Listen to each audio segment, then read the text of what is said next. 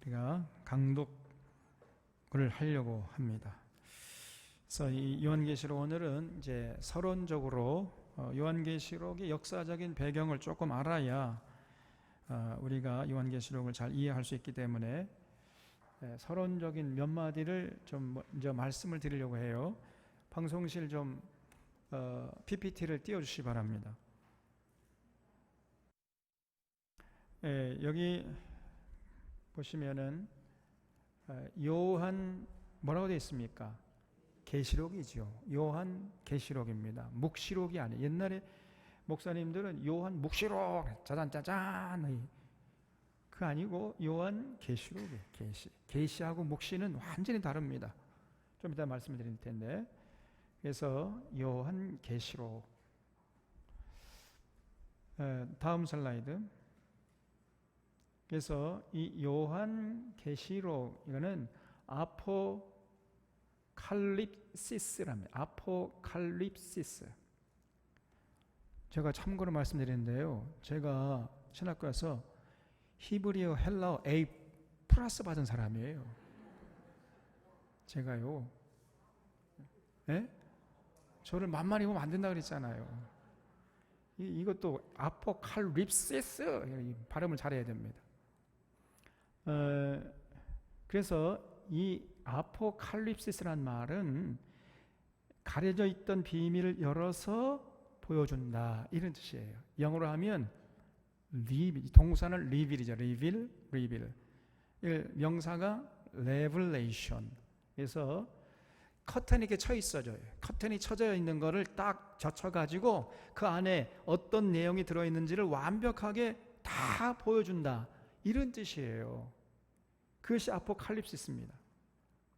그래서 옛날에 목사님들은 이 요한계시록은 뭐 굉장한 상징과 은유 체계가 있어가지고 아무리 이거는 봐도 모르도록 이렇게 쓴 책이다 이런 식으로 생각을 했어요. 그게 묵시록이거든요.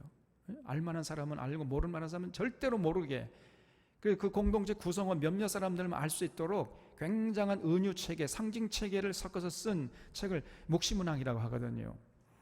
근데 이 요한계시록은 묵시문학이 아닙니다. 계시예요, 계시. 모든 사람이 알 수 있도록 완벽하게 이제 하나님이 마지막 때에 되어질 일들을 다 알 수 있도록 쉽게 써놓은 책이 요한계시록이란 말이에요. 다음 슬라이드.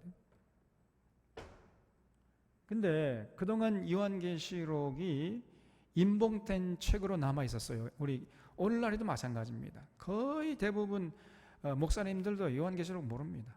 그러니까 이런 틈을 파고 들어가지고 이단들이 장난치는 거예요. 그 신천지의 그 이만이라는 그 말도 안 되는 아주 그 악한 사람이고 무식한 사람이거든요. 성경 전혀 성경이 기록 원 목적대로 볼 수 있는, 미안하지만요, 성경을 조금 제대로 이해하려면 조금 인문학적인 소양이 있어야 됩니다. 이게 이렇게 어려운 책도 아니지만 또 그렇다고 함부로 읽어낼 수 있는 그런 책도 아니에요. 이 이만이라는 사람은 아주 뭐 엉터리 중에 엉터리예요. 그런 사람이 한국교회를 지금 어지럽히고 있는데, 그만큼 한국교회가 결국은 이제 그 사람보다 수준이 낮다는 겁니다. 그런 사람이 엉터리로 말을 하는데 그냥 거기다 따라가 버리니 말이에요. 그래서 이 요한계시록은 그동안 인봉된 책으로 남아 있었는데 왜 그렇게 계시록이 어려웠었는가, 그 이유를 한 10가지 정도를 우리가 생각해 볼 수 있는데, 첫 번째는 요한이 그림으로 보고 문자로 기록을 했어요.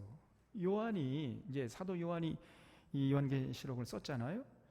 근데 이제 하나님이 천사를 보내가지고 요한에게 마지막 때에 되어질 일들을 어떤 광경을 보게 한 겁니다. 그림을 보게 한 거예요. 그러면 요한이 그 자기가 본 것을 그냥 그림으로 스케치를 해놨더라면 참 우리가 요한계시록 이해하기에 좋았을 텐데, 친절하게도 자기가 본 그림을 문자로 이렇게 설명으로 풀어놨어요. 그러니까 이 문자를 읽어보니까 굉장히 이게 어려워지는 겁니다. 그래서 여러분이 요한계시를 쉽게 이해할 수 있는 비결은 뭐냐면은 문자를 읽으면서 상상력을 발동하는 거예요. 우리 이미지네이션, 우리의 상상력을 발동해서 이 문자를 읽으면서 어떤 그림을 그리면 되는 겁니다. 그러면 요한계시록 쉬워지는, 거꾸로, 역으로. 요한은 어떤 그림을 보고 문자로 풀어놨는데, 풀어놓은 것을 우리가 문자를 읽으면서 다시 그림을 그려보는 거예요. 요한계시록 그렇게 봐야 돼. 그러면 굉장히 요한계시록이 쉽게 풀립니다. 그리고 두 번째 이유는 신구약 성경에 대한 이해 부족 때문이에요. 그래서 요한계시록이 어렵게 느껴지는 이유는 나머지 성경 65권도 잘 이해하지 못하고 있다는 증거입니다.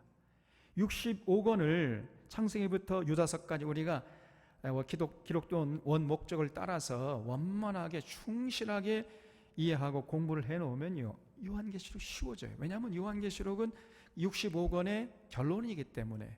그래서 요한계시록 안에는요, 성경 65권의 내용이 전부 다 압축되어 가지고 담겨 있어요.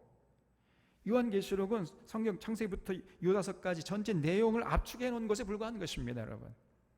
그래서 성경 65권 전체를 제대로 기록된 원 목적을 따라서 또 연대개선으로 제대로 이렇게 이해를 한 사람은요, 요한계시록이 너무너무 쉬워지는 거예요. 그래서 지금 요한계시록을 모르고 있다는 것은 다른 성경도 모르고 있다는 증거에 불과하단 말이에요. 그리고 세 번째는 잘못된 종말론적인 선입관 때문에 요한계시록이 어렵게 느껴지는 겁니다. 지금 우리 한국교회 안에는요, 이 잘못된 종말론이 들어와 있어요. 근데 대부분 다 미국에서 왔습니다. 뭐 시한부 종말론, 세대주의 종말론, 뭐 이런 것들이 들어와 가지고는 교회를 어지럽히고 있는 거예요. 그러니까 여러분, 지금까지 어떤 분에게 들은 뭐 종말론 그런 내용을 전부 싹 지워버려야 돼. 그래서 마치 요한계시록을 처음 읽는 것처럼 대할 때 오히려 요한계시록이 쉬워집니다. 어떤 선입견을 가지고 잘못된 진리를 가지고 요한계시록을 풀려고 하니까 이게 어거지 해석이 되는 것이고, 이게 참 그러니까 어려워지는 거예요. 그래서 지금 한국교회 안에 잘못된 종말론적인 선입관, 이게 문제예요. 모르면 모른다고 해야 되는데 모르면서 아는 척하고 있는 겁니다. 엉터리를 자꾸 해석을 하는 거예요. 그 다음에 과잉 해석으로 본래 의미가 가려진 이유가 있어요. 그래서 요한계시록은 1차적으로 문자대로 해석해야 돼요. 문자. 여기에 굉장한 은유가 있고 막, 그래서 알레고리컬 인터프리테이션 해가지고 막 은유 비유로 풀어야 된다, 막 비유풀이 하자, 막 이건 전부 다 잘못됩니다. 일단 1차적으로는 문자적으로 이해를 하려고 해야 되고요. 또 이제 비유로 풀어야 할 부분도 조금 있기는 있어요. 그래서 문자적으로 이해할 것은 문자적으로 이해를 해야 되는 것이고, 비유로 풀어야 할 내용은 비유로 풀어야, 이게 적재적소의 입장을 달리해서 제대로 풀어야 하는 것입니다. 근데 자꾸만 모든 이 요한계시록을 비유풀이 한다 해가지고 과잉 해석을 하고 해석을 하니까 해석하면 할수록 요한계시록은 어려워지는 거예요. 그리고 계시와 묵시의 구분을 못하고 해석, 아까 말씀드린 대로 계시라는 것은 가려졌던 것을 다 열어젖혀가지고 완벽하게 알게 보여준다, 이런 뜻이고요. 묵시는 알만한 사람은 알게, 모를 만한 사람은 모르게 쓰는 문학적인 양식을 묵시문학이라 그래요. 옛날에 유신 때, 저도 이제 유신 시절 때 대학을 다녔습니다만은, 그때 유신이 뭡니까? 박정희라는 사람이 삼선한 다음에 이제 다 끝나니까 네 번째 또 대통령 해먹겠다는 거예요.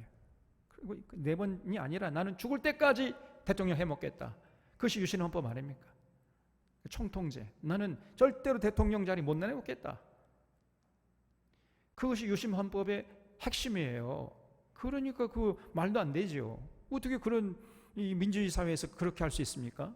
그러니까 이제 대학생들이 데모하니까요, 여기에 이 있는 놈들은 다 잡아 죽이겠다, 막 이렇게 나온 거 아닙니까? 그래서 아주 그냥 독재, 유신 독재 했잖아요. 그러니까 뭐 대학생들이 그 가만히 있을 수가 없지요. 그래서 데모를 하고 막 그러니까 이제 이 유신 정부가 결국은 우리가 이 짭새라 이제 짭새. 그래가지고 뭐 비밀 경찰들 해가지고 전부 다 대학생 복장을 해서 대학가에 투입을 했지 않습니까? 그래서 3, 4, 5 모여서 이 애들이 지금 무슨 말을 하나 다 이렇게 염탐을 해가지고 조금 뭐 박정희 대통령 욕하거나 유신 헌법에 대해서 막 비판하고 그러면 다 잡아갔습니다. 예, 그때는요 정말 무시무시했어요. 그때를 살아보지 않은 청년들은 모릅니다. 제가 그 남영동 그 근방에서 살았거든요. 제가 그 근방에서 제가 홈그라운드입니다. 거기가 제 홈그라운드. 제가요. 그런데 그 남영동에 그 숙대 앞에 있거든요. 거기에 그렇게 무시무시한 고문, 거기가 고문 본거지 아닙니까? 그런지 몰랐어요. 왜냐하면 겉에는 뭐 다 아름답게 시장을 해놨기 때문에 거길 수십 번, 수천 번 왔다 갔다 하면서도 거기가 그 대공분실은 그렇게 막 사람 청년들 잡아다가 고문해가 죽이는 그런 장소를 몰랐다니까요. 우리가 그런 끔찍한 짓을 했습니다. 예. 그 유명한 말이 탁 치니까 억하고 죽었다. 박정철 고문 치사건 아닙니까? 이런 것들이 있어요. 그래서 유신 헌법에 불만 있는 놈들 다 잡아 죽이는 거예요. 이런 끔찍한 짓을 했던 것입니다. 근데 교회가요 거기에 대해서 한마디도 말을 못했습니다. 오히려 그때 이제 말을 한 사람들이 이제 기장책의 목사들이죠. 용감하게 다 감옥 잡혀가고 막 온갖 고문 당하고 문초 당하고. 근데 그때 한마디도 못하고 오히려 그 유신에 놀아났던 이런 목회자들이 지금 와가지고는 저렇게 광화문에 가가지고 뭐 문재인이 빵갱이라는 뭐 간첩이라는 이런 짓을 하고 있어요. 이놈들이 얼마나 나쁜 놈들입니까? 그럼 불의한 정권에는 굴복해가지고 죽은 노릇이나 하고 있던 것들이 한마디도 못하는 것들이 이제 와가지고 이 문민정부에 들어서니까 이 민주정부가 들어서니까요 오히려 그 민주정부를 공격하는 것입니다. 정말 사악한 자들이에요.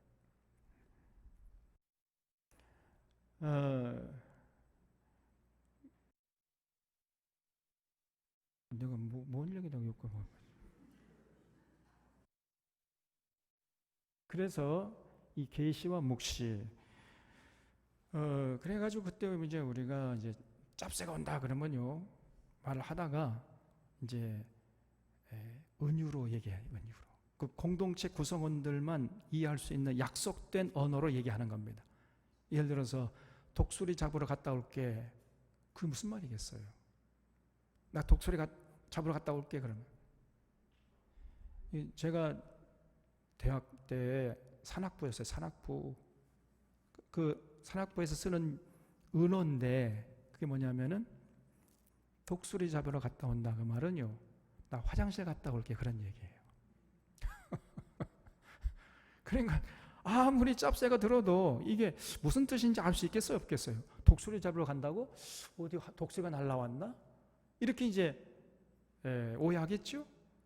그렇게 그 공동체 약속된 사람들에게만 그 말이 무슨 뜻인지 이해될 수 있도록 상징과 은유 체계를 써서 기록된 문서를 묵시문학이라고 하는 거예요. 묵시. 그래서 알만한 사람은 알게, 모를만한 사람은 모르게. 근데 계시는 그런 게 아니라니까요. 계시는 모든 사람들이 알 수 있도록 다 보여주는 거예요, 그냥. 그래서 이 요한 계시록인데 요한 묵시록인 줄 알았어요. 이 요한 계시록 안에 굉장한 은유와 상징 체계가 들어 있는 줄 알았습니다. 그렇지 않아요. 요한 계시록입니다. 그래가지고 요한 계시록 뭐 모르는 걸 당연한 줄 알아요. 그렇지 않습니다. 그리고 요한 계시록을 보는 관점이 유연하지 못했어요. 계시록. 그래서 이 계시록을 쓴 관점이 사도 요한이 세 개의 관점에서 썼습니다. 과거, 내가 본 것, 과거적인 거죠. 이제 있는 것, 현재적인 거죠. 앞으로 되어질 일들, 미래적인 거죠. 이런 세 가지 관점에서 기록을 했어요. 그렇기 때문에 과거적인 관점에서 기록된 내용 부분은 과거적으로 해석을 해야 되고, 현재적인 관점에서 기록된 부분은 현재적으로 해석을 해야 되고, 미래적인 관점에서 기록된 부분은 미래적으로 해석하고, 이렇게 관점을 유연하게 바꿔가면서 거기에 적절하게 대응을 해가지고 해석을 해야 되는데, 어떤 사람은 과거적으로만 전부 요한계시록을 해석해버리고, 어떤 사람은 전부 미래적으로만 해석을 해버리고, 이렇게 관점이 유연하지 못하기 때문에 요한계시록이 어거지 해석이 되고, 그런 관점에서 이해하려고 하니까 이게 어려웠던 거예요. 그래서 요한계시록은 세 가지 관점에서 기록됐다. 이거를 기억하셔야 되고요. 꼭 기록된 관점에서 유연하게 이렇게 해석을 해야 된다. 그 다음에 요한계시록 어렵다고 스스로 암시하는 거예요. 이 요한계시록은 너무나 막 오묘하고 신묘하고 막 이러기 때문에 요한계시록은 누구도 알 수가 없다, 이런 식으로 스스로 이렇게 생각을 했던 거예요. 그래서 우리 과거에 옛날 우리 어른 목사님들은, 선배 목사님들은요, 요한계시록을 가지고 설교 안 하는 것이 자랑이에요. 나 요한계시록 한 번도 설교 안 해봤다, 잘했지, 막 이래. 그런 게 아닙니다. 요한계시록은 어렵지 않아요, 사실은. 그리고 미지의 미래를 다루는 부분, 그래서 대부분 요한계시록은 미래 관점에서, 그래서 아직도 우리가 경험해보지 못한 그런 내용이 많기 때문에 좀 어려웠던 거예요. 그리고 마틴 루터가 해석을 하지 못하고 칼빈이 해석을 하지 못했다. 이 말은 마틴 루터는 루터교의 창시자 아닙니까? 칼빈은 장로교의 창시자고, 마틴 루터가 그 종교개혁자인데 정말 훌륭한 사람 아니에요? 대단한 인물인데 그만 요한계시록을 전혀 이해를 못했어요. 거기에 비하면 그냥 우리가 마틴 루터보다 지금 수준이 높다는 거예요, 지금요. 그래서 이 마틴 루터가 뭐라고 얘기했냐면은, 이 요한계시록은 이 단어 숫자만큼이나 수수께끼가 많은 책이다, 이렇게 얘기를 했어요. 이 요한계시록은 얼마나 어려운지 단어 숫자만큼이나 수수께끼가 많은 책이다. 이게 무슨 말이에요? 쉽게 말하면 한마디도 모르겠다 그런 말. 아니 그러면 한마디도 모르겠다 그러면 될 것을 단어 숫자만큼이나 수수께끼가 많은 책이다, 이렇게 어렵게 말을 할 이유가 어디가 있습니까? 그래서 여러분, 교수라는 게 뭐냐? 교수는 쉬운 내용을 어렵게 말하는 사람이에요. 그러면 교수가 돼. 여러분, 진리는 쉬운 거고요, 진리는 단순한 겁니다. 이 진리에 대해서 올바로 파악을 못하기 때문에 자꾸 어렵게 뭔가 있는 것처럼 이게 포장을 하려고 해야 되니까, 여러분 진짜 고수들은요 쉽게 말합니다. 그러면서 다 모든 사람이 이해가 되도록, 그게 진짜 고수예요. 이 마틴 루터가 요한계시록은 너무나 어려워가지고 단어 숫자만큼 수수께끼가 많은 책이다, 나는 한마디도 모르겠다는 거예요. 앞발 두 발 다 들었어요. 그러니까 그 이후에 마틴 루터 후배 목사들, 그러니까 루터교 목사님들은요, 요한계시록을 모르는 것이 하나도 창피스러운 일이 아니에요. 나만 모르나 젠장, 우리 존경하는 루터 선생님도 몰랐는데, 이렇게 됐던 겁니다. 또 칼빈도 해석을 하지 못했어요. 이 칼빈은 우리 장로교 목사를 만들었는데, 요한계시록 3장까지 한 절도 빼지 않고, 창세부터 시작해가지고 요한계시록 3장까지 주석을 했어요. 근데 그 주석서가요, 여기서 여기까지입니다. 제가 신학교 다닐 때, 그때 쟤는 신학교 다니라고 아침부터 신학교 가니까 돈을 못 벌잖아요. 그럼 어떻게 먹고 살았느냐? 다 방법이 있죠. 저기 이렇게 해가지고, 우리 아내가 교사해가지고 먹고 살았어요. 그래가지고 신학교 들어가니까요, 제일 처음에 장로교의 시초인 이 칼빈 주석을 사야 된대요. 다들 사는 거야, 그 원서를. 그리고 나도 질 수가 없다 해가지고 그냥 그 쪼들리는 살림에서 그냥 여기서 여기까지 그냥 칼빈 주석서를 샀거든요. 근데 지금까지 한 장도 안 봤어요. 근데 그게 그 당시에, 그러니까 85년도였는데 100만 원 정도 갔습니다. 그 주석서가. 그거를 빚내가지고 그냥 월부로 허리 휘어졌어요. 그냥 제가. 아니, 제가 허전 거 저희가 휘어졌지만은. 근데요, 그 책이 너무너무 어려워. 놀랍게도 여러분, 그 칼빈이 주석서를 쓰려고 쓴 게 아니에요. 그 칼빈의 주석서는 뭐냐? 주일 오전 예배 때 설교 내용이에요. 우리가 지금 이렇게 한 구절 빼지 않고 설교하는 것처럼 칼빈도 그렇게 했던 거예요. 창세기부터 쭉 이렇게 이제 이 칼빈은 연대기 순으로는 하지 않았던 것 같아요. 그냥 편입된 순서대로 쭉 이렇게 한 절씩 한 절씩 읽고 설명하고 이렇게 설교를 한 거예요. 지금부터 500년 전 사람입니다. 칼빈이 500년 전에, 지금 500년 후에 지금 우리들이 읽어도 이게 도대체 무슨 내용이냐 이해하기 어려울 정도의 설교를 했던 거예요. 이게 그 주일날 설교예요. 그게 지금 제가 그거 읽어보면서 이 칼빈의 주일 설교를 이해할 수 있었던 사람이 과연 몇 명이나 됐을까? 그렇게 생각이 될 정도로 그 주석서가 어렵습니다. 500년 전에. 그러니까 여러분, 우리가 지금 한국교회 목사님들이 설교하는 내용의 수준이라는 건 칼빈의 설교에 비하면요, 이건 너무너무 이게 지적으로 낮은 거예요. 이게 그냥 맨날 잘 된다 목준다 그런 얘기나 설교하고 앉아 있으니 그 교인들 전부 다 그냥 문외아로 만나요. 문외아로. 성령이 임하면 그런 게 아니라 그랬죠. 이성이 냉철하게 작동이 되는 거예요. 그게 진짜 성령이 임한 것입니다. 그래서 여러분, 칼빈 주석서를 한번 읽어보면요, 진짜 어려워요. 대단한 사람입니다, 칼빈이. 그런데 요한계시록 3장까지 주석을 하고, 다시 말해 설교를 해놓고는 4장부터는요 무슨 놈의 성경이 이렇게 어렵냐 해가지고 나 진짜 솔직히 모르겠다 해가지고 그냥 붓을 꺾어버렸습니다. 그래가지고 이 칼빈 주석서를 보면은 요한계시록 3장까지만 돼 있어요. 요한계시록 4장부터 22장까지는 없습니다.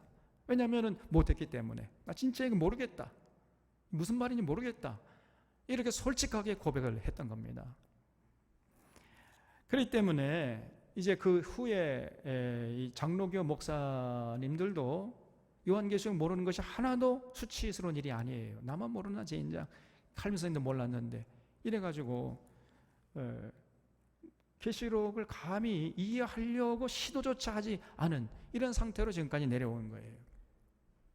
그러다 보니까 이제 그런 틈을 파고 들어가니 이단들이 막 엉터리 망터리로 요한계시록을 가지고 장난을 치고 신천지 같은 이런 것들이 드러나가지고 막 교회를 어지럽히기 때문에 지금은요 요한계시록을 잘 알아. 이제는 완벽하게 이 요한계시록 목적을 가지고 목적을 따라서 이해하고 우리가 이제 설명할 수 있게 되는 겁니다. 여러분, 그래서 잘 듣고 우리가 잘 100% 우리 것으로 소화시킨 다음에 우리가 다른 사람에게 전할 정도까지 돼야 돼. 그런 수준까지 돼야 됩니다. 자, 다음 슬라이드. 요한계시록을 알아야 하는 이유가 뭐냐? 요한계시록은 새 언약의 핵심이에요. 새 언약을 다른 말로 하면 뭡니까? 신약이죠, 신약. 옛 언약은 뭐예요? 구약이죠. 구약 성경의 핵심이 뭐예요? 구약 성경의 핵심은 언젠가 때가 되면 하나님이 메시아 그리스도를 보내주시마, 이 약속의 핵심이죠. 그 신약 성경의 핵심이 뭐예요? 그 메시아가 오셨다는 것이고 그 메시아가 장차 다시 오실 것이다. 그게 된 거 아닙니까? 그래서 거기에 대한 그 다시 오실 때 어떤 과정, 어떤 역사적인 과정을 거쳐서 오실 것인가, 그 오셔서 과연 어떻게 되는가, 이런 거에 대해서 기록을 해놓은 책이기 때문에 요한계시록은 반드시 알아야 되는 거죠. 또 이 요한계시록이 성도의 궁극적인 소망을 다루고 있기 때문에 우리의 궁극적인 소망이 뭐예요? 우리 천국에 대한 소망 아닙니까? 천국에 대한 소망, 부활에 대한 소망. 부활할 때 우리가 어떻게 되는가, 또 부활 후에 어떤 이제 삶이 우리 앞에 전개되는가, 천국은 과연 어떤 곳인가, 천국 어떻게 이루어지고 언제 누가 들어가는 것인가, 이런 거에 대한 것이 아니겠습니까? 이런 거에 대한 주제를 다루고 있는 책이 요한계시록이기 때문에 우리는 반드시 알아야 돼요. 또 요한계시록은 신구약의 결론입니다. 그래서 만약에 책을 다 공부한 다음에 결론을 모른다면은 이거는 뭐 아무것도 아니죠. 마치 좀 이런 말 해서 조금 죄송스러워요. 식사한 다음 곧바로 화장실 갔다가 그냥 밑도 안 닦고 그냥 나오는 거예요. 뭔가 껄쩍지근하잖아요. 깨림직하고 끝까지 그냥 끝장을 봐야지. 그래서 요한계시록을 반드시 올바로 알아야 됩니다. 신구약성의 결론이기 때문에. 또 이단들이 요한계시록을 사람을 속이고 있어요. 이 거짓 선자들이 일어나가지고 수많은 사람들을 잘못되게 이해하게 하고 죽음의 늪으로 끌고 가고 있는 이런 상황이기 때문에 이 요한계시록을 우리가 올바로 반드시 잘 알아야 돼요. 그 다음에 잘못된 종말론이 교회에 만연되어 있습니다. 그만 세대주의 종말론, 뭐 시한부 종말론 이런 것들, 그리고 실현된 종말론. 그래서 이 요한계시록은 과거에 이 로마 식민지 시대 때에 사도 요한이 그 고난당하는 교인들을 위로하기 위해서 이렇게 말씀을 전하는 것이기 때문에 과거적으로 이미 다 이루어진 내용이다, 이런 식으로 이제 설명을 하는 거예요. 그러나 그렇지 않습니다. 과거적인 내용도 있지만 아까 말씀드린 대로 미래적인 내용이 더 많다 그랬잖아요. 잘못된 종말론들이 지금 교회에 만연되어 있습니다. 또 교회가, 우리 장로교, 제가 나온 그 장로의 신학대학, 거기에 그 신학적인 입장도 거의 이제 실현된 종말론 쪽으로 가까워요. 실현 종말론에 가깝습니다. 그래서 이 요한계시록은 그냥 과거적으로만 불려가는 거예요. 그 다음에 성도가 세상을 이기기 위해서 반드시 알아야 됩니다. 그래서 앞으로 우리 미래가 어떻게 전개되다가 어떻게 결말을 갖게 되는가, 이거를 이제 알아야 세상을 이길 수 있지 않습니까? 그 다음에 거짓 선자 자꾸 출현하고 있어요. 그래서 자꾸 요한계시록을 가지고 장난을 치는 겁니다. 적그리스도의 출현이 준비되고 있기 때문에, 그래서 우리가 정말 이 분별력이 필요합니다. 그러기 위해서 요한계시록을 잘 알아야 됩니다. 이 적그리스도의 출현이 어떻게, 어떤 과정을 통해서 일어나게 되는가, 그것들을 거의 적그리스도가 누군가, 이런 것들에 대해서도 말씀하고 있기 때문에 요한계시록을 잘 알아야 됩니다. 또 성도들이 세속주의에 다 빠지고 다 졸며 자요. 그냥 신앙생활 안 하는 건 아니지만은 또 한다고 볼 수도 없어요. 하는 것도 아니고 안 하는 것도 아니고 다 그냥 시들시들하고 세속주의에 빠져 있고 말이죠. 지금 교회가 대부분 그렇잖아요. 그래서 이 종말에 대한 걸 분명히 알고 있어야 됩니다. 마지막 때가 가까이 다가왔기 때문에, 자, 이런 여러 가지 이유로 요한계시록 우리가 반드시 아셔야 돼요. 무엇보다도 신구약 성경의 결론이에요. 올바로 우리가 알아야 신앙생활을 올곧게 할 수 있습니다. 다음 슬라이드. 자, 요한 당시에 로마 판도를 보면은 이게 이제 지중해고요, 이게 흑해입니다. 그리고 이제 여기가 이집트고 애굽, 여기가 이제 예루살렘, 팔레스틴 땅이죠. 그다음에 여기가 수리아 안디옥이고, 여기가 이제 지금의 터키 땅인데, 성경에서 여기 터키의 중서부 쪽을 소아시아라고 해요. 소아시아. 아스이아의 존말이거든요. 아스이아. 그래서 아시아가 된 거예요. 어떤 사람은 성경에 아시아가 나오면은 여기 한국, 일본, 중국 그 말한 줄 알아요. 참나. 그게 아니고 아스이아. 아스란 말은 동쪽이란 뜻이에요. 동쪽. 이아란 말은 땅이란 말이에요. 땅. 동쪽에 있는 땅. 어느 게죠? 아테네. 당시 이제 헬라 시대였기 때문에 아테네를 중심으로 동쪽에 있는 땅. 여기가 이제 그리스 아테네잖아요. 여기 아테네. 아테네에서 바라봤을 때 동쪽에 있는 땅. 여기가 아스이아야. 이게 아시아예요. 아시아. 그래서 이 소아시아 7교회에 보낸 편지가 바로 요한계시록이었던 거예요. 당시 여기 이제 그리스가 있고 이 헬라, 이 로마의 통치, 로마 제국주의의 식민지에 있었던 거지요. 다음 슬라이드. 그래서 이 로마의 초기 황제들 보면 아우구스투스, 티베리우스, 칼리큘라, 클라우디우스, 네로, 이 사람이 이제 문제 인물인데 이 네로 때부터 교회를 박해하기 시작한 겁니다. 그래서 이 네로가 54년부터 68년까지 이렇게 재직을 했는데 AD 64년경에 로마에 큰 화재가 났어요. 그러니까 이제 그 정책인 책임이 자기에게 다가오니까 안 되겠다 해가지고 이 기독교인들이 이 로마에 불을 질렀다, 이렇게 그냥 책임을 뒤집어 씌워가지고 그때부터 네로가 교회를 박해하기 시작한 겁니다. 3년 반 동안이요. 피비린내는 이 박해가 이제 몰려온 거예요. 그 1차 박해제 이때가. 그 다음에 이제 갈바, 오토, 비텔리우스, 베스파시아누스, 티투스, 도미티아누스.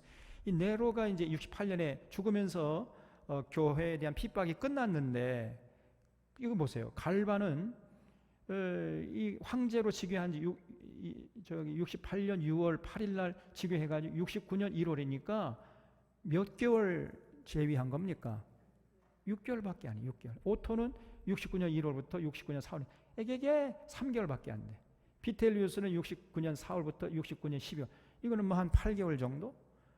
그러니까 이게 무슨 말이냐면은 네로가 죽은 이후에 이 베스파시아누스, 이 사람이 황제로 등극하기까지 굉장히 정치적으로 안정되지 않았다는 거예요.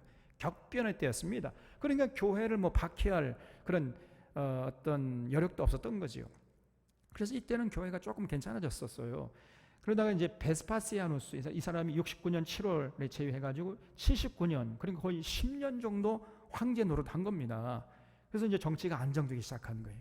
이 베스파시아누스가 원래는 로마 군대를 끌고 예루살렘으로 쳐들어온 장본인이에요.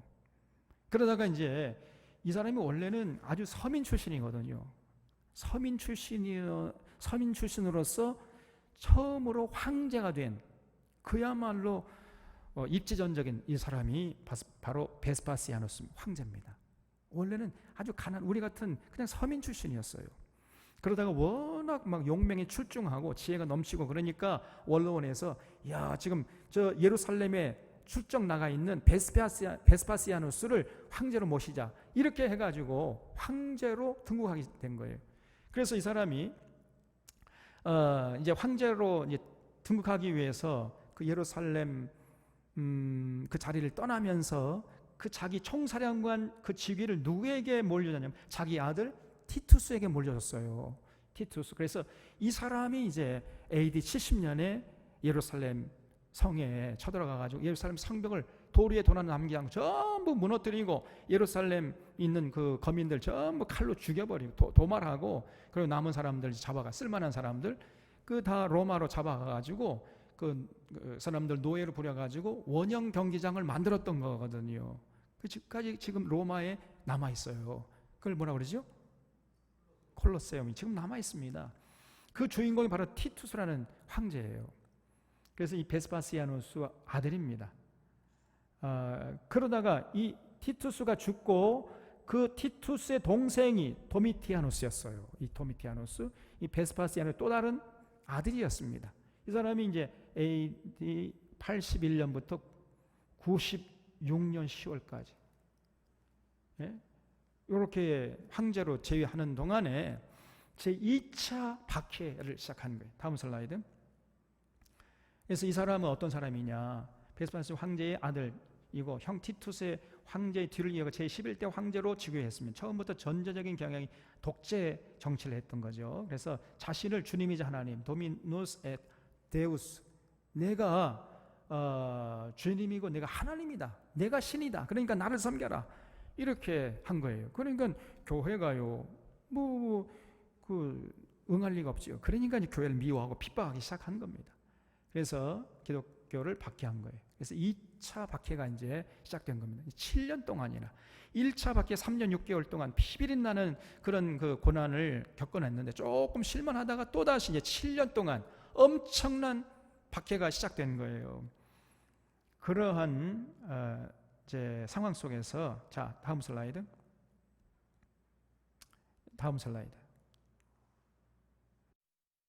그래서 때는 주 81년부터 96년까지 로마 제11대 황제 도미티아누스가 로마를 다스리던 시기였어요. 다른 사도는 다 순교하고 사도들 중에는 사도 요한만 남아서 교회를 지키고 있었고 1차 박해 64년부터 68년까지 이어졌고 2년 후 즉 70년에 예루살렘이 그 티토 장군에 의해서 함락되었죠. 제2차 박해는 90년부터 시작해가지고 도미티아누스가 살해되던 96년까지 7년 동안이나 지속된 겁니다. 그러니 말이죠. 어떤 현상이 벌어졌겠습니까? 예? 이거 한번 생각해 보세요. 교회에 1차 박해 끝나고 조금 숨을 쉴만 하니까 또 2차 박해가 7년 동안 예수 믿으면 다 잡혀가가지고 그냥 고문당하다 죽고 굶어 죽고 불에 타 죽고 검투사에 칼에 맞아 죽고 사자 밥이 되고 이렇게 되는 상황이 7년 동안 지속되니까 교회에 어떤 일들이 벌어졌겠어요? 예? 많은 성도들이 어떻게 했겠습니까? 이게 뭐야 젠장이가. 예수 믿어봤자 뭐 맨날 잘 먹지도 못 끌려다니고 죽음을 당하고 나 예수 안 믿겠다. 이런 사람이 생겼겠습니까? 안 생겼겠습니까? 생겼겠죠. 그래서 배도의 그림자가 들이기 시작하는 거예요. 많은 성도들이 불안에 떨고 죽음의 위협에 굴복하고 다 그 구원의 자리에서 떠나버리고 이런 일들이 벌어진 겁니다. 그런가 하면 또 어떤 믿음이 좋은 사람은 그러지 마라. 아니야. 우리가 히브리서 봤잖아요. 응? 우리가 뒤로 물려가 침례에 빠질 것이 믿음의 주요 온전케 하신 이인 예수를 바라보자. 응? 그러면서 이렇게 우리가 핍박을 당하니까 우리 주님이 곧 오실 거야. 이때 오실 거야. 아마 오시고 말고 오실 거야. 오셔야지. 그래서 이제 임박한 재림을 믿는 사람이 또 생겨나기 시작한 거예요. 어떤 사람은 주님의 재림 그런 거 없어. 만약에 재림이 있다면 이때 오셔야지. 지금까지 안 오신 거 보니까 재림이라는 것 자체가 그거는 거짓말, 사기야. 그러면서 이제 배도하는 사람이 늘어나고 또 한편에서는 아니야. 진짜 이제 주님 오실 때가 다 됐어. 조금만 참아. 이래가지고 막 임박한 재림을 믿는 이런 사람들이 생겨나기 시작했다는 거예요. 그러니까 이 둘 다 지금 다 틀린 거 아닙니까? 그래서 진짜 임박한 재림을 믿는 사람들은 예수님이 이제 한 달, 2달 안에, 1년 안에 오실 줄 알았다니까요.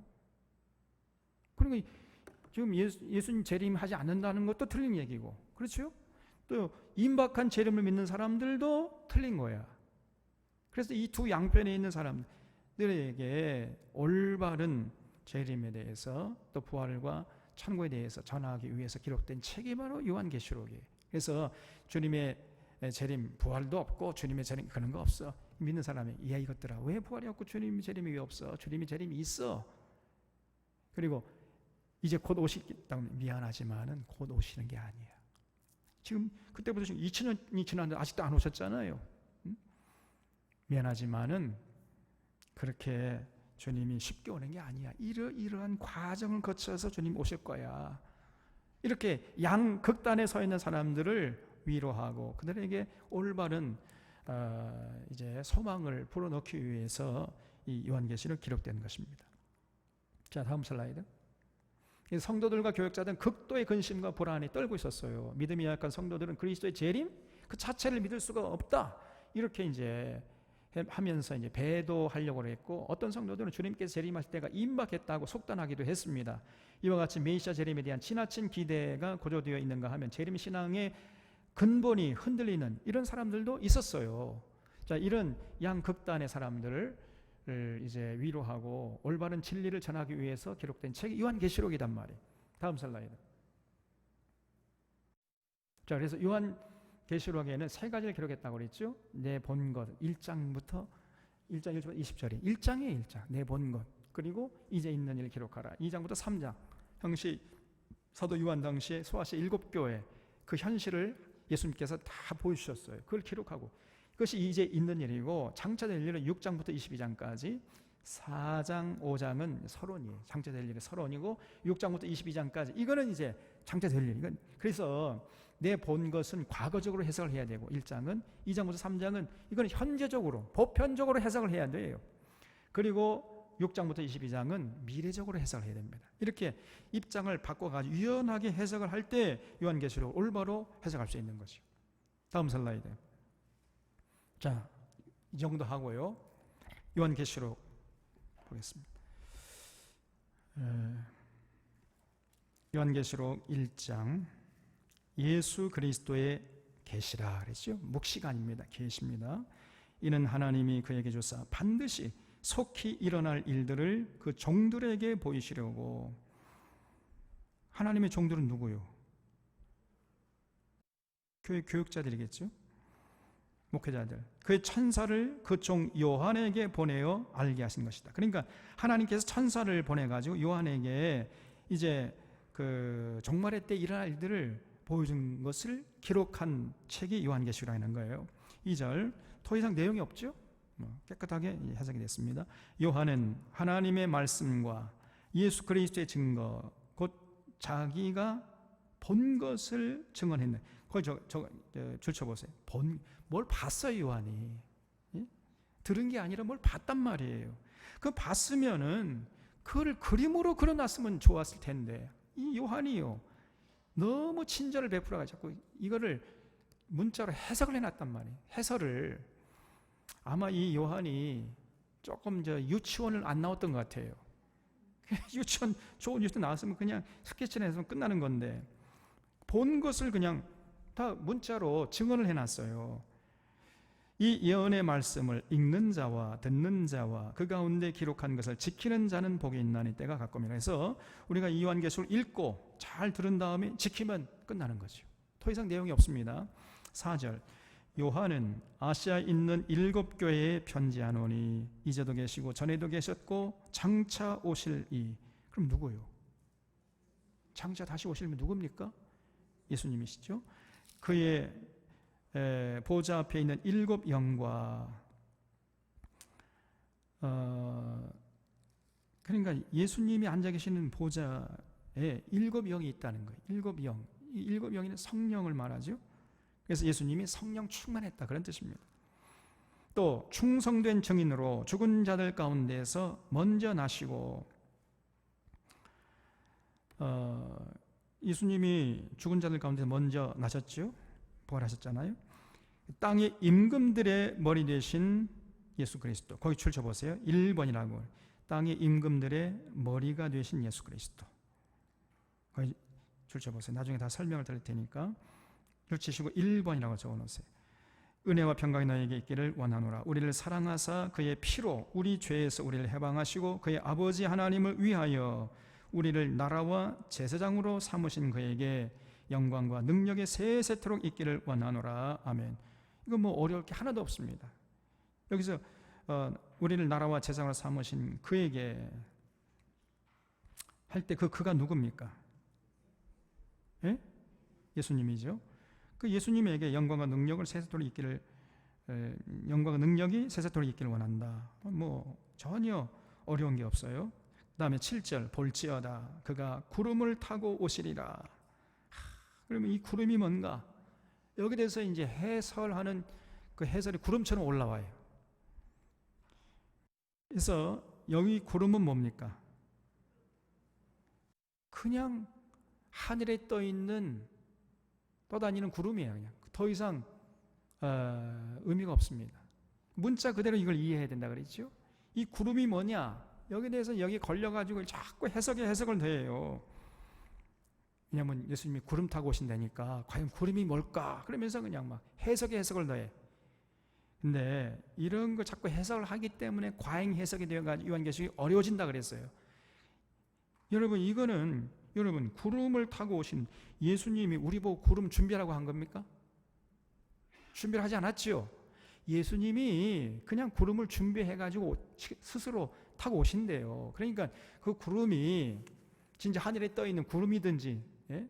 설령 하늘에 떠 있는 구름이 아닐지라도 무슨 뭐 전보 비행기나 제트 비행기나 아니면은 무슨 티코를 타고 오신든지 아무런 상관이 없죠. 우리에게 상관이 있어요, 없어요? 없다 그 말이에요. 그래서 이런 거 가지고 고민할 필요가 있습니까, 없습니까? 없다. 이런 거 가지고 자꾸 해석을 하면 안 돼. 그러면 요한계시록이 어려워집니다. 구름을 타고 오시는 거. 그러면 구름 타고 오시겠지 뭐. 예? 하등 우리에게 문제가 있어요, 없어요? 이해가 되죠? 구름을 타고 오시리라. 그래서 각 사람의 눈이 그를 보겠고 그를 찌른 자들도 볼 것이요. 누가 예수님을 찔렀죠? 로마 군병들이 찔렀잖아요. 그 로마 군병들도 예수님이 오시는 것을 본다는 거예요. 쉽게 말하면요, 이 지구상에 있는 모든 사람들이 지금 예수님이 다시 오신다는 것을 알 수 있도록 오신다는 겁니다. 공개적으로. 예수님께서 공생애 동안에 마치 번개가 동에서 서쪽으로 이렇게 순식간에 번쩍이는 것처럼 그렇게 인자가 올 것이다, 이렇게 말씀하신 적이 있어요. 좀 똑같은 얘기입니다, 이게. 그래서 모든 사람의 눈이 지금 다시 오시는 그를 보게 공개적으로 오신다는 거예요. 제일 처음에 구원주로 오실 때는요, 알만한 사람은 알게, 모를 만한 사람은 모르게 이렇게 은밀하게 오셨어요. 제일 처음에 초림주로 오실 때는. 그러나 두 번째 재림주로, 다시 말해 심판주로 오실 때는요, 모든 사람이 믿는 자나 안 믿는 자나, 남자나 여자나, 배운 자나 못 배운 자나, 유대인이나 헬라인이나 할 것 없이, 서양인이나 동양인이나 할 것 없이 모든 사람, 이 지구상에 있는 모든 사람들이 지금 주님이 재림하고 계시는구나 하고 알 수 있도록 공개적으로 오신다는 거예요. 심지어 예수님을 찌른 자들도 지금 예수님이 오시는구나 알 수 있도록 그렇게 오신다는 겁니다. 공개적으로. 그러니까 지금 제 이만희는 벌써 여기서 탈려났지요. 지가 보혜사 성령이 임했다 해가지고 자기가 이긴 자라고 하고 자기가 재림 예수님 양 그렇게 하면서 자기 이 몸속에 그리스도 영이 임했기 때문에 자기는 영생불사 이렇게 믿고 있습니다. 그렇게 가르치고 또 신천지 사람들이 그렇게 진짜 믿고 있어요. 이만희 영원히 이 땅에서 안 죽는데. 저 할아버지 조금 있으면 돌아가십니다. 근데 신천지 사람들이 진짜 그렇게 믿고 있어요. 어떻게 그렇게 믿게 했는지 참 그 능력은 대단해요. 진짜로 사람을 세뇌시키는데요, 성경 가지고 베베 꽈가지고. 근데 그런 신천지 사람들은 참 불행한 사람들이, 불쌍한 사람들이고 사실은 한국교회 책임이에요. 그런 엉터리 같은 것에 속아 넘어가도록 그 정도로 이 성경의 이해가, 기초가 굉장히 부실했던 것입니다. 그동안 한국교회가. 그래서 주님이 오실 때 이 7절만 알고 있으면은요, 그런 이만희 같은 것에 노란하지 않을 수 있지 않겠습니까? 모든 사람이 그래서 나는 모르고 있는데 어떤 사람이 와가지고 주님 재림하셨어, 이렇게 얘기하면 그건 100% 가짜지요. 100% 가짜야. 진짜 주님이 오셨다면요, 너도 알고 나도 알고 그도 알고 그것들도 모두가 다 알아야 돼. 그렇게 오신다는 겁니다. 그래서 땅에 있는 모든 족속이 그로 말미암아 애곡하리니 그러하리라. 아멘. 주 하나님이 이르시되 나는 알파와 오메가라. 이제도 있고 전에도 있었고 장차 올 자요 전능한 자라 하시더라. 거기다 줄쳐 보십시오. 8절 전능한 자라 하시더라. 2번이라고 적어놓으세요. 그 다음에 9절 나 요한은 너희 형제 예수의 환난과 나라와 참음에 동참하는 자라. 하나님의 말씀과 예수를 증언하였으므로 말미암아 반모라 하는 섬에 있었더니. 그래서 이 요한이 이제 반모라는 섬으로 귀향을 간 거예요. 예수 믿다 잡혀가지고. 그러니까 이제 요한이 그 에베소 교회를 담임하고 있다가 이제 잡혀가지고 귀향을 가니까 여기 자 슬라이드 한번 보여주세요. 그 소아시아 7교회 에서보드 사빌라, 그 소아시아 7교회가 앞으로 이 장차 어떻게 될 것인가 걱정이 되겠습니까? 안 되겠습니까? 걱정이 되겠죠. 지금 말로 할 수 없는 제2차 박해가 지금 교회에게 피바람으로 지금 몰려들고 있는데 성도들이 잘 이겨내야 할 텐데 과연 이겨낼 수 있을까? 그런 걱정을 하고 있었단 말이에요. 그래서 반모라는 섬에 있었더니 주의 날에, 거기 줄쳐보세요. 이게 중요한 얘기입니다. 주의 날. 성경에 이 주의 날, 주님의 날, 주일이란 말이 처음 나온 것이 바로 요한계시록 1장 10절이에요. 다른 곳에는 안 나옵니다. 그래서 이 요한계시록이 기록된 것이 거의 AD 아까 말씀드린 대로 AD 90년 그때 이제 핍박을 받으면서 그 90년 어간에 이렇게 기록된 책이기 때문에 초대교회가 이제 예수님이 십자가에서 죽으시고 부활하시고 승천하신 게 AD 한 30년 될 거 아닙니까? 그러면 몇 년 정도 지났을 때예요? 한 60년 정도, 한 두세 대 정도 지났을 때 그때 이제 이 책이 기록된 거거든요. 그래서 사실 초대교회 초기라고 볼 수 있습니다. 초대교회. 그러니까 초대교 여기 이 주의 날이란 말은 왜 주의 날이라고 했냐면은 안식 후 첫날 주님이 부활하셨죠? 안식 후 첫날. 안식일이 지나고 그 다음 첫날. 그래서 이 유대인들은 안식일을 금요일 저녁부터 토요일 해질 때까지, 저녁 때까지를 안식일로 지켰어요. 근데 안식 후 첫날이면 그럼 어떻게 되는 거예요? 오늘날 우리가 주일이라고 하는 그날이죠. 예? 토요일 지난 그 다음 날이니까 안식 후 첫날. 그래서 안식 후 첫날, 그날 모여가지고 그날 주님이 부활했기 때문에 그날 모였던 거예요. 그날 초대교회 그 초기부터 그날 모였다는 분명한 증거가 바로 이 요한계시록 1장 10절인 것입니다. 주의 날이라는 말이에요. 그래서 이날 주님이 부활하기 때문에 이 날을 주님의 날이라고 하자. 그래서 주일이 된 거예요. 그래서 안식일을 버리고 초대교회 때부터 처음부터 안식일을 버리고 금요일 저녁부터 토요일 지키는 걸 버리고 안식 후 첫날 모여서 주님의 부활을 기념하고 기뻐하고 교제하고 그러면서 하나님께 영광의 예배를 드린 그런 역사를 보였던 거예요. 그런 분명한 증거가 바로 1장 10절에 나옵니다. 주의 날이라는 게. 근데 지금 이런 하나님의 교회라는 게 안상홍 정인회가 이 엉터리입니다. 이게. 그래서 왜 너희들이 안식일을 버리었냐? 하나님께서 안식일을 지키라고 그랬는데 왜 안식일을 안 지키고 왜 안식 후 첫날 모여가지고 이러냐? 그러니까 너희들이 지금 하나님의 명령을 지키지 않고 있는 배교자다. 이런 식으로 우리 보고 이단이라고 그래요. 네, 여러분, 우리가 안식일을 버리고 안식 후 첫날 모인 것은 그만큼 주님의 부활에 충격이 컸다는 거예요. 주님의 부활을 기념하기 위해서 모인 거거든요, 기독교가. 그래서 그 분명한 증거가 이 주의 날이에요. 근데 이제 원래는 이 사람들이 얘기는 그 안식 후 그 초대교회 때도 안식일을 지켰다는 거예요. 그러다가 이제 콘스탄틴 대제가 313년에 이제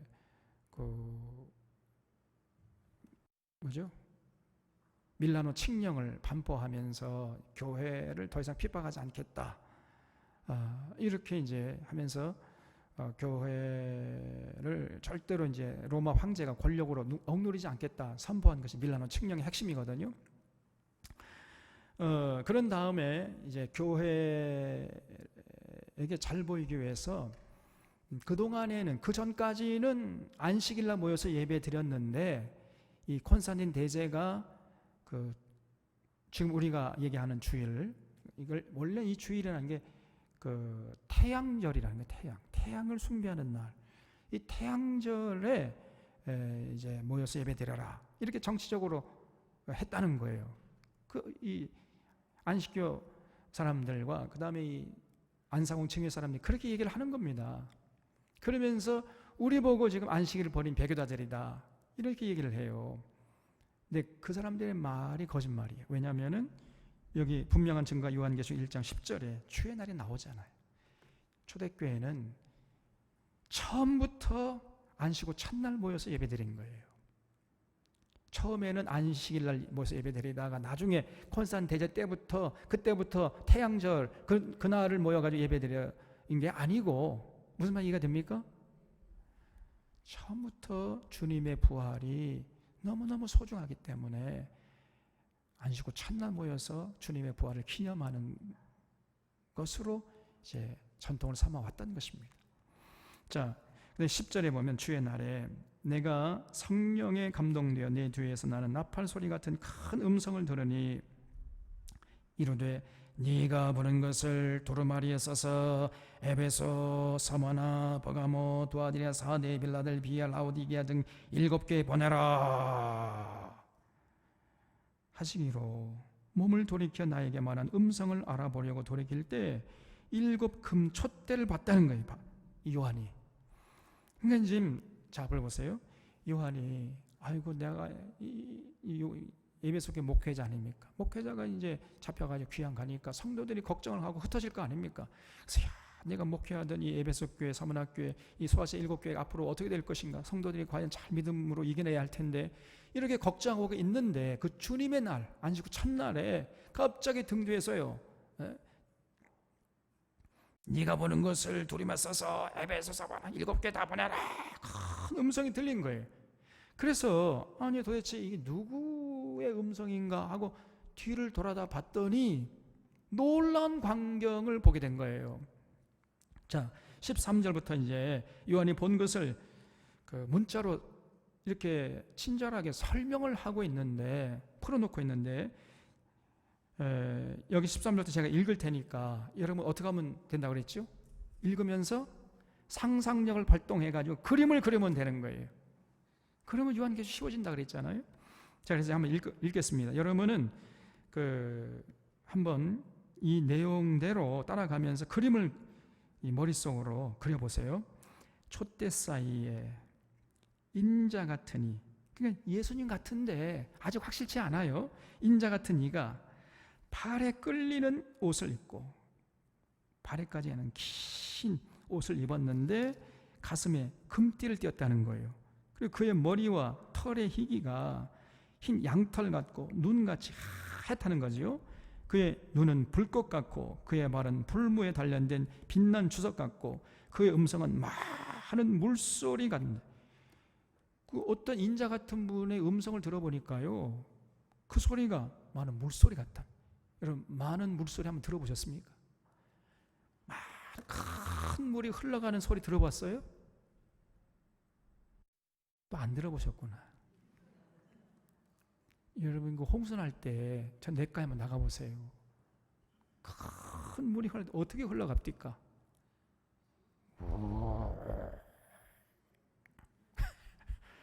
이렇게 흘러가잖아요.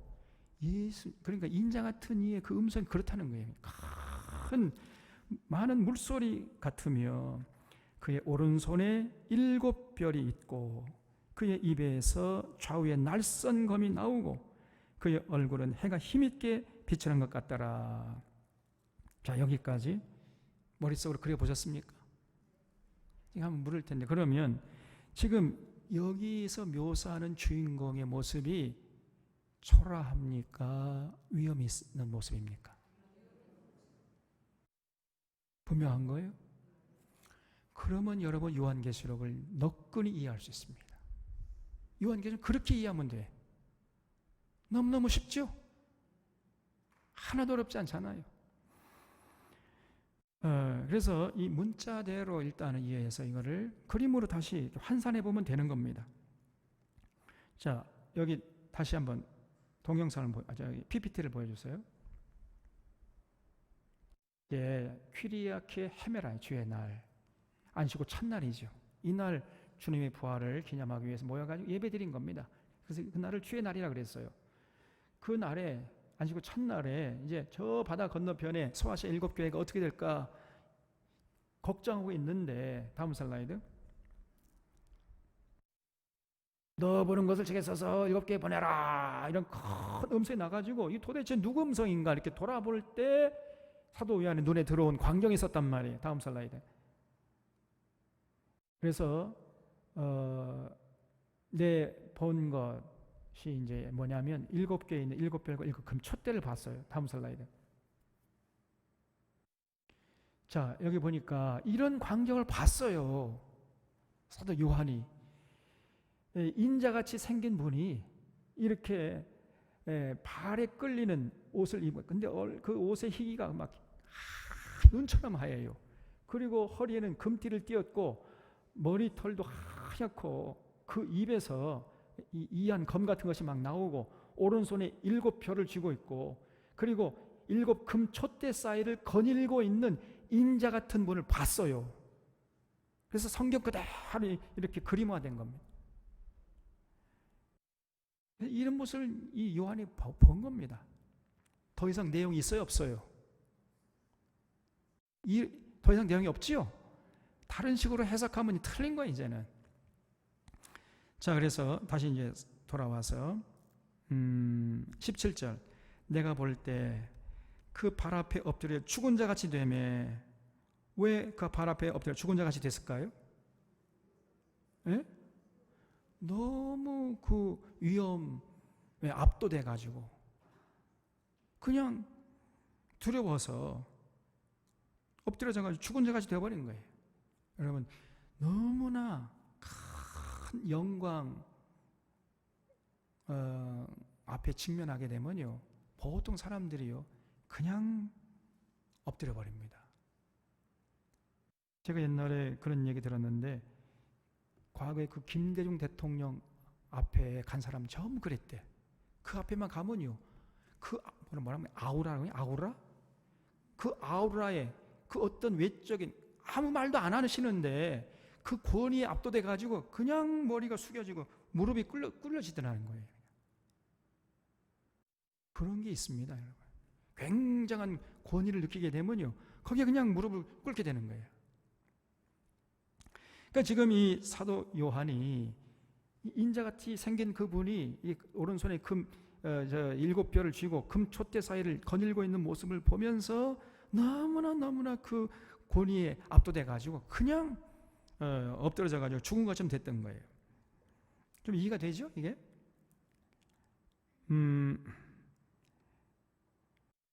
그랬더니 그가 오른손을 내게 얹고 이르시되 두려워하지 말라. 그 뭐예요? 두려워하니까 두려워하지 말라 그래. 거기 3번이라고 썼어요. 두려워하지 말라 해서 3번. 나는 처음이요 마지막이니 곧 살아있는 자라. 그러면 누구요? 예수님이 점점 확실해지죠. 그 다음 읽어보면 이제 완전히 확실해집니다. 내가 전에 죽었었노라. 볼자다 이제 세세토록 살아있다는 거예요. 전에 죽었다가 살아나신 분은 누구요? 그러면 예수님밖에 더 있습니까? 예수님이 확실해진 거예요. 그래서 그 오른손에 일곱 뼈를 들고 일곱 금 촛대를 거닐고 있는 굉장한 영광 가운데 있는 분이 알고 보니까 예수님이라는 거예요. 예수님이 오른손에 일곱 뼈를 들고 일곱 금 촛대 사이를 거닐고 있는 모습을 봤어요. 그러니까 두려워하니까 두려워하지 말라 하시면서 이제 내가 사망과 음부의 열쇠를 가졌다는 거예요. 거기 줄쳐 보세요. 사망과 음부의 열쇠를 가졌노니 하면서 4번. 그러니까 왜 예수님이 두려워하지 말라고 그랬냐면요, 첫 번째, 예수님이 알고 보니까 땅의 임금들의 머리 되신다는 거예요. 당시에 땅의 임금은 누구였습니까? 땅의 임금들. 로마 황제 아니요.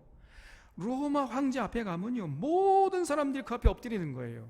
그래서 로마 황제가 정말 대단한 존재처럼 느껴져요. 거의 신의 반열이었습니다. 아까 이제 도미티아누스 자기가 신이라고 그랬잖아요. 근데 알고 보니까 로마 황제도 아무것도 아니래. 그 로마 황제 머리 되신 분이 누구라고? 그러니까 뭐 하지 말라? 그러니까 두려워하지 말라는 거예요. 그리고 예수님이 전능하신 분이라는 겁니다. 땅의 임금들의 머리가 되시고 전능하시고, 그리고 죽었다가 다시 살아나서 사망과 음부의 열쇠까지도 가지고 계시다는 거예요. 그러니까 두려워하지 말라 이렇게 말씀한 겁니다. 자, 여기서 더 이상 내용이 있어요, 없어요? 없습니다. 더 이상 내용이 없어요, 이제. 그래서 19절, 그러므로 내가 본 것과 지금 있는 일과 장차 될 일을 기록하라 그랬어요. 그래서 이 요한계시록은 세 가지 관점에서 기록됐다. 본 것, 1장이고, 지금 있는 일, 2장과 3장이고, 장차 될 일은 6장부터 22장까지 내용이에요. 이것만 이렇게 유연하게 관점을 바꿔서 이해하고 해석하면은 요한계시록은 끝나는 겁니다. 전혀 어렵지 않아요. 자, 그래서 내가 본 것은, 자, 이거는 이제 아까 요한이 봤다는 거, 그 얘기죠. 내가 본 것은 내 오른손에 7별의 비밀과 7 금촛대라. 해석까지 다 해줍니다. 전혀 어려운 게 없어요. 그러면 예수님의 오른손에 들려있는 7별은 뭐냐? 7교회의 뭐요? 사자예요. 그 사자는 뭘 말하겠어요? 누구를 말하겠어요? 예? 왜? 7교회의 사자. 사자란 말은 우리말에는요, 여러 가지 의미가 있습니다. 자, 우리 시장에 가서 물건을 사자할 때 사자예요.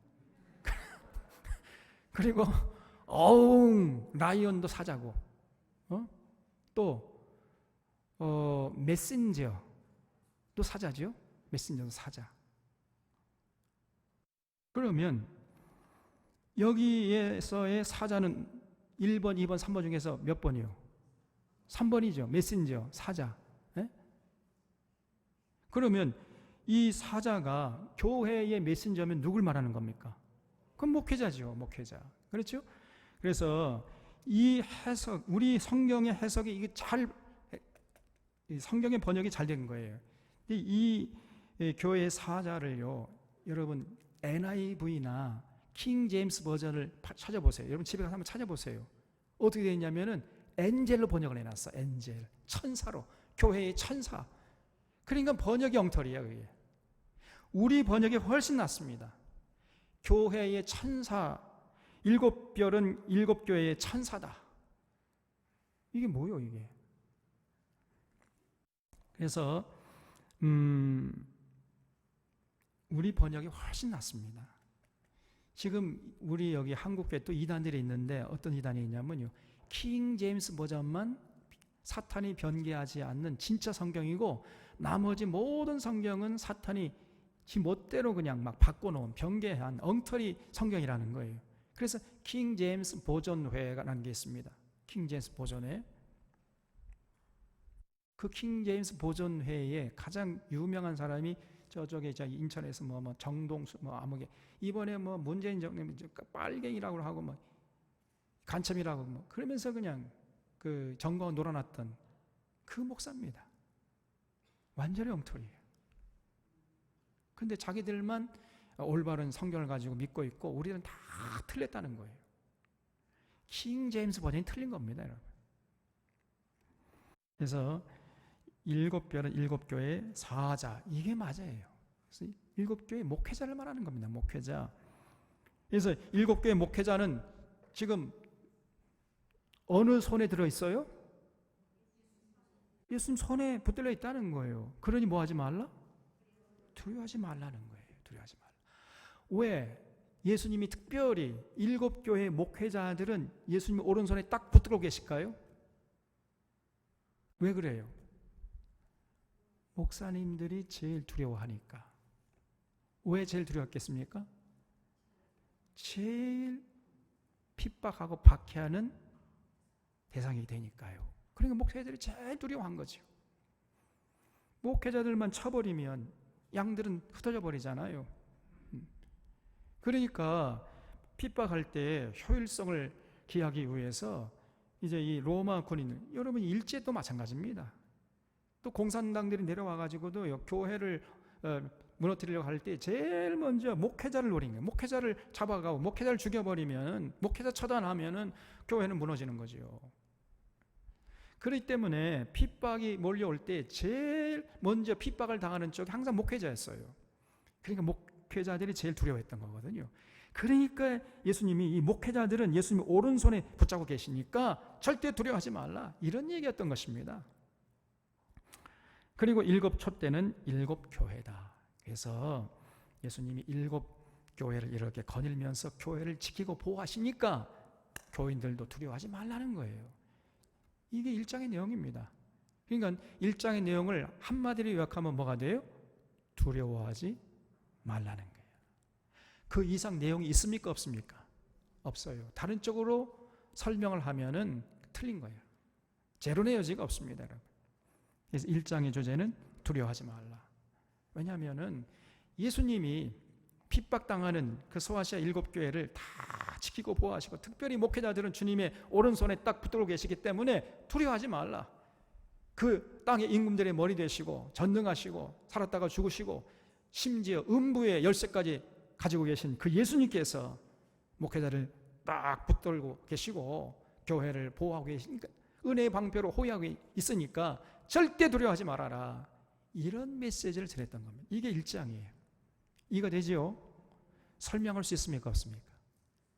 설명할 수 있죠. 그 정도까지 돼야 되니까. 그러면 설명할 수 있는 분들만 마치겠습니다. 자, 2장부터는 이제 2장, 3장은 다음 주에 하도록 하겠습니다. 기도하겠습니다.